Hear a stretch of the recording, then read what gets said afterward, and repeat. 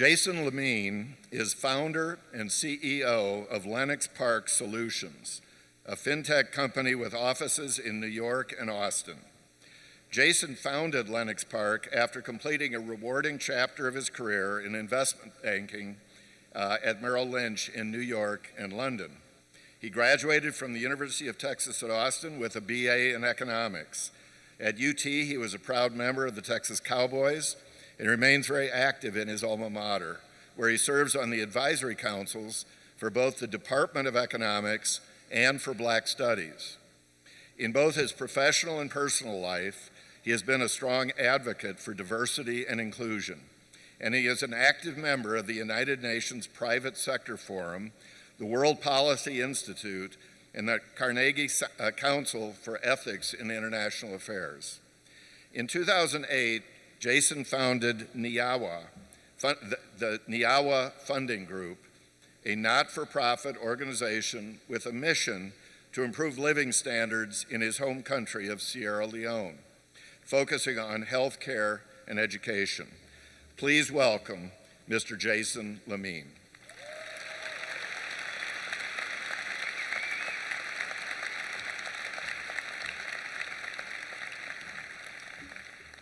Thank you very much, Dean Deal.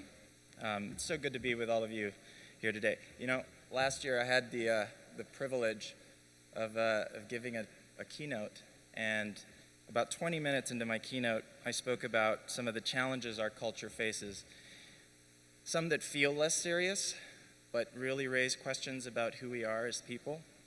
You know, I talked about an empathy deficit in our culture. And then I really blamed everything on selfies. I called selfies the culprit, all this bad stuff. And I pointed to selfies. And then, and I'm not kidding, I took out this iPhone, this one, and then I took a selfie. Who does that?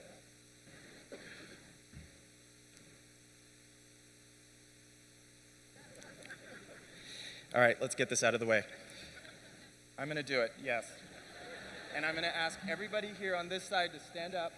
Put your horns in the air, please. Parents, grandparents, please, everybody. Horns in the air. Look like you're having an amazing time.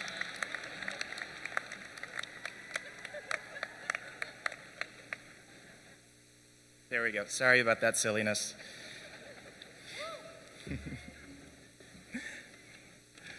Thank you, Dean Deal.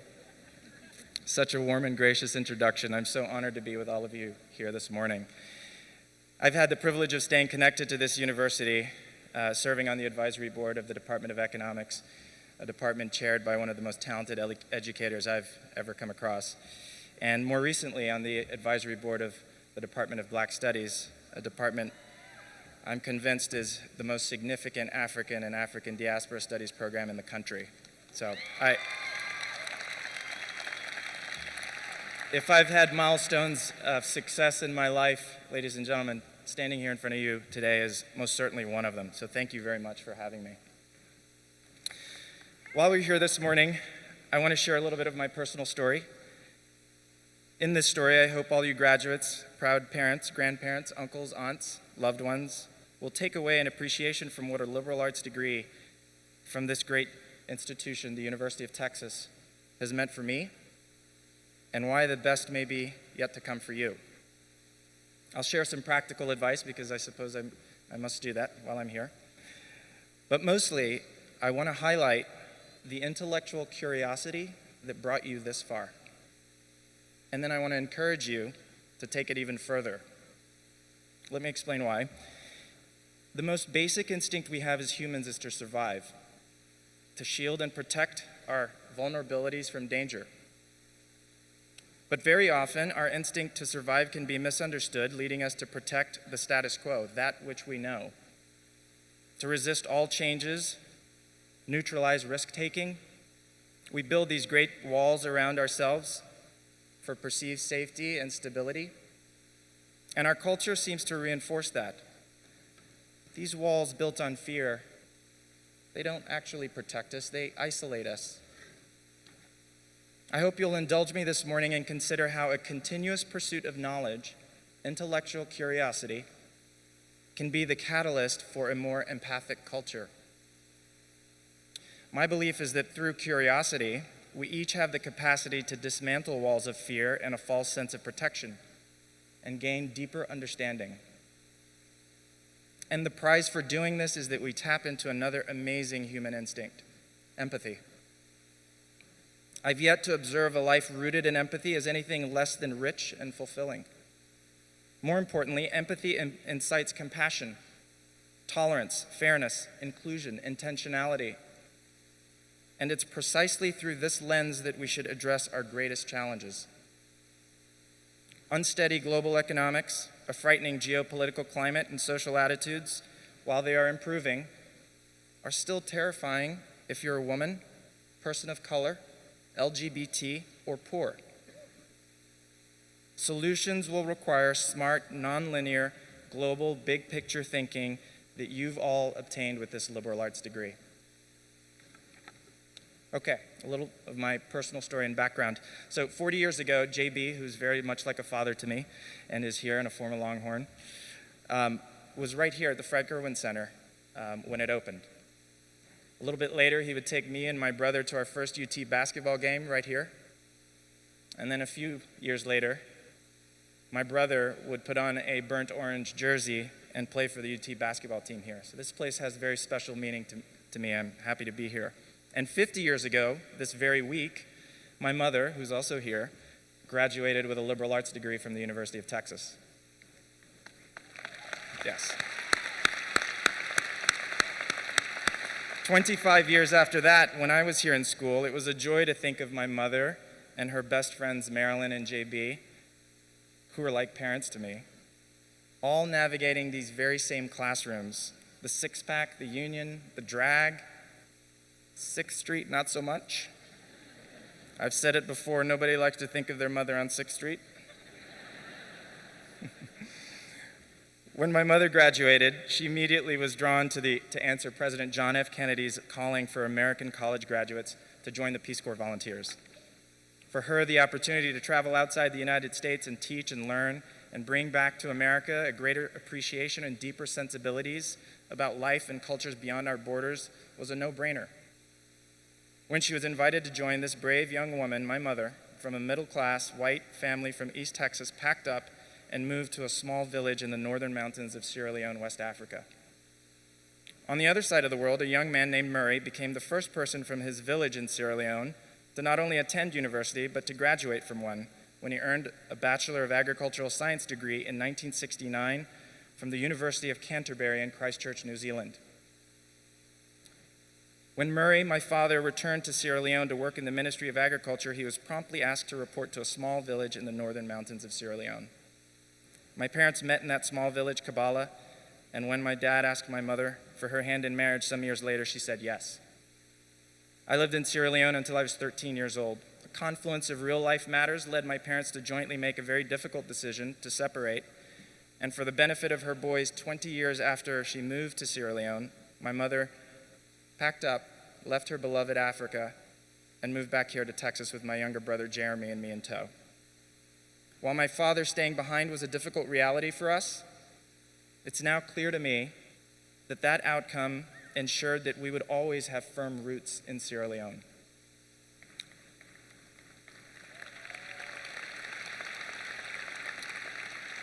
Unfortunately, my father passed away a little under 3 years ago, and his legacy is one of honesty, family, and pride in his heritage. In fact, my family and I and my friends run a small foundation, the Nyawa Funding Group, that offers relief and hope to Sierra Leoneans, those that have the greatest healthcare and education needs. This work has been very humbling and grounding, but a beautiful way to keep our African roots watered. Now, while moving to America was mostly amazing for two young Sierra Leonean boys, the adjustment to America was not all fun and games. And in my adulthood, I can now appreciate certain complexities that are lost on a 13-year-old. As we settled into Texas, we ended up attending the very same high school that my mother attended in Winsboro, Texas. City population 3,000. Whenever I say that, I feel like I need to give people a minute to let the culture shock sink in.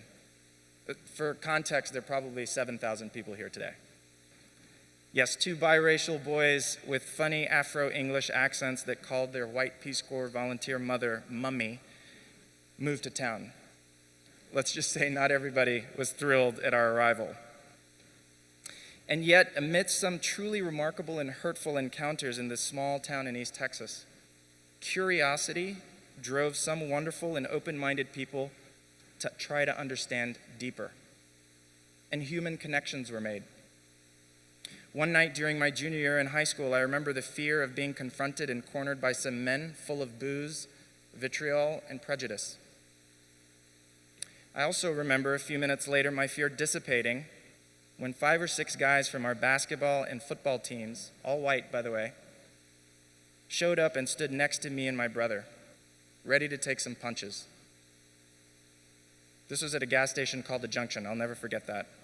Also, if you have a 240-pound all-district linebacker on your football team, make friends. Do that very quickly. Randy Cox was my best friend. But seriously, the moment those guys showed up, I was overcome by a sense of belonging. And all these years later, I'm grateful to those guys because it's the belonging that I took with me and not the fear. Belonging is a fundamental human need, whether it's family, community, our work environment, or country in any societal construct. Exclusion has ramifications that are devastatingly corrosive to progress and potential. Could I ask each of you to find the other in your lives and listen, learn, and try to understand? Let your curiosity lead you to really understand their experience and perhaps make the case of why they belong. I'd like to ask each of you to resist the inertia that can lull us into complacency and choose to be intentional instead. When I think of the people that I've admired and found to have the types of success that I aspire to, it's the people who have a manic desire to make something happen. Those who never stop, they're never complacent, and they're unsettled by normal experiences. They never arrive. They keep moving, looking to achieve and learn and give. They ask why, and when they find out, they ask what they can do about it. You may accomplish much in your lives, but the successes that are beyond measure are those that will result in an uptick in the human experience. Our humanity really depends on that. I graduated from Winsboro High School in 1993, and upon being offered a place at this great university, where my mother and Marilyn and JB had attended 25 years before me, I enthusiastically accepted, and I moved into Jester. In 1998, I proudly sat where you are today with my economics degree, and when Merrill Lynch offered me a job to work in their investment banking division in New York, I accepted, and I continued with an intentional design of a life driven by curiosity, one that would set my life on a path of discovery and purpose. I worked hard as a financial analyst, and I applied my liberal arts degree in ways that differentiated me from others. Interpretive abilities, nonlinear thinking that would solve complex problems. After 2 years in New York, I was offered an opportunity to go and work in Merrill Lynch's London office. This college and its diverse student population prepared me for working in a global and multicultural environment. In 2008, I accepted an offer to co-chair a working group with the United Nations. I tapped into a sense of purpose that all of us, whether we know it or not, desire or need, and it inspired me. Navigating through the headquarters there in New York with all the flags symbolic of the power of unity and collaboration among 193 countries, sitting in the awe-inspiring General Assembly next to some really brilliant minds who, through all the noise, want to live in a world with no poverty, no hunger, good health, clean air, clean water, clean energy, an educated world population, women at the table, not just the dinner table, the executive table, equality, zero tolerance for hate crimes based on race, religion, or lifestyle, an understanding that corruption, even at the smallest levels, affects the poorest people disproportionately, and that none of these things will matter if we don't take care of our planet and accept that climate change is real.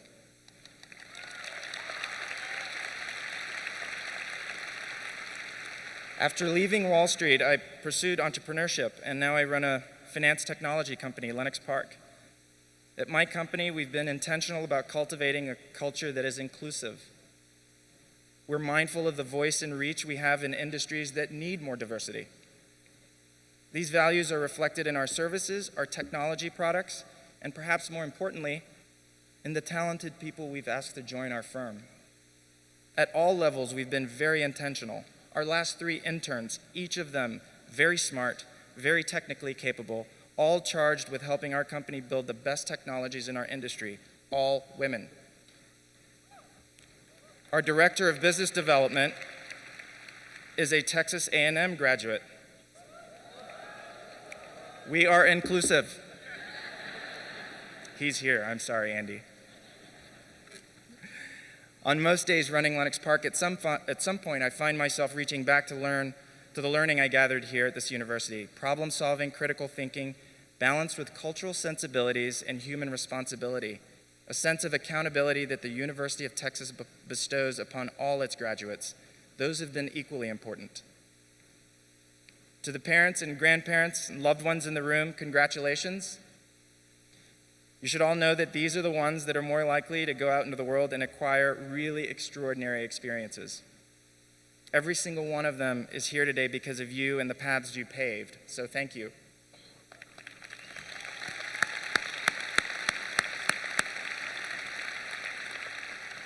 I want to end with a very short story relating to the Nyawa Funding Group, the small foundation that I run with my family and friends. After almost 10 years of running Nyawa together, I've been asked many times, what is it that made you start? What compelled you to come back from Sierra Leone and try to tackle issues of healthcare and education? And I've always had an answer. In fact, I've had many answers. The list for why this is a good idea is not a short list at all. But I've never really narrowed in on the single most important reason why until I was gathering my thoughts and preparing my remarks for all of you this morning.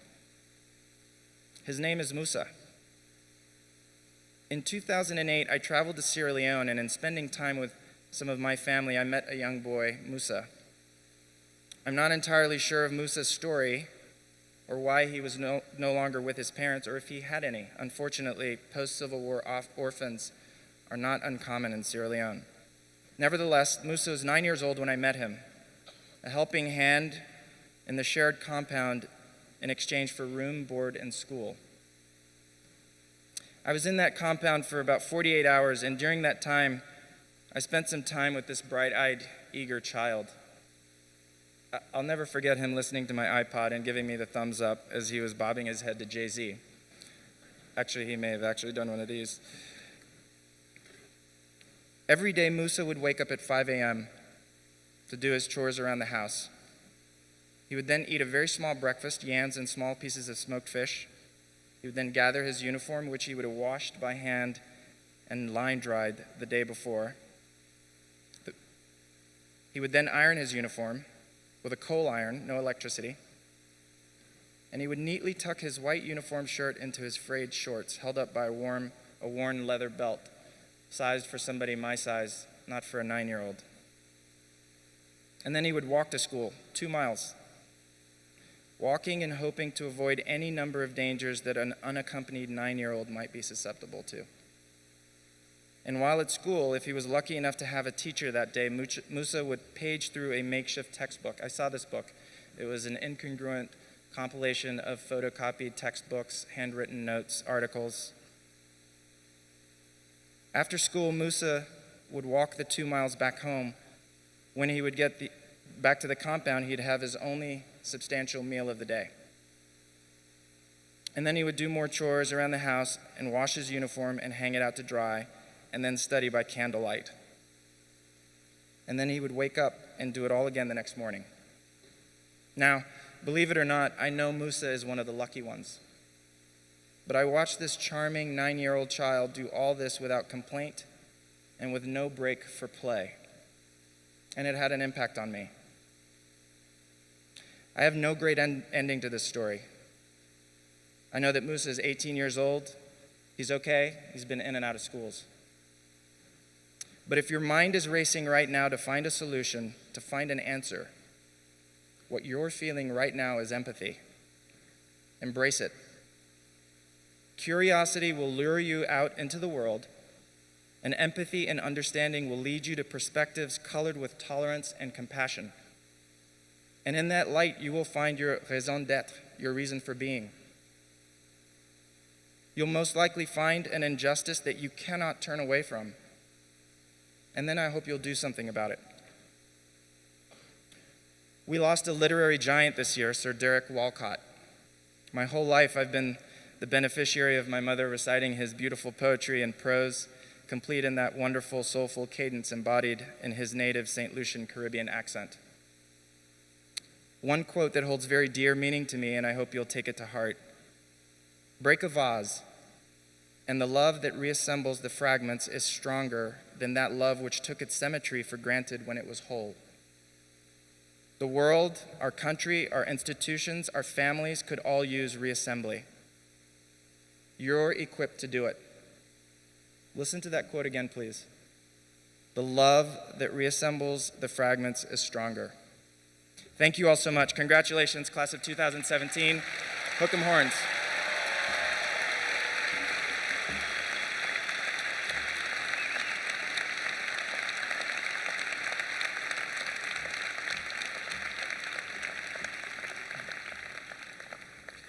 Thank you, Jason, for the wonderful, inspiring words.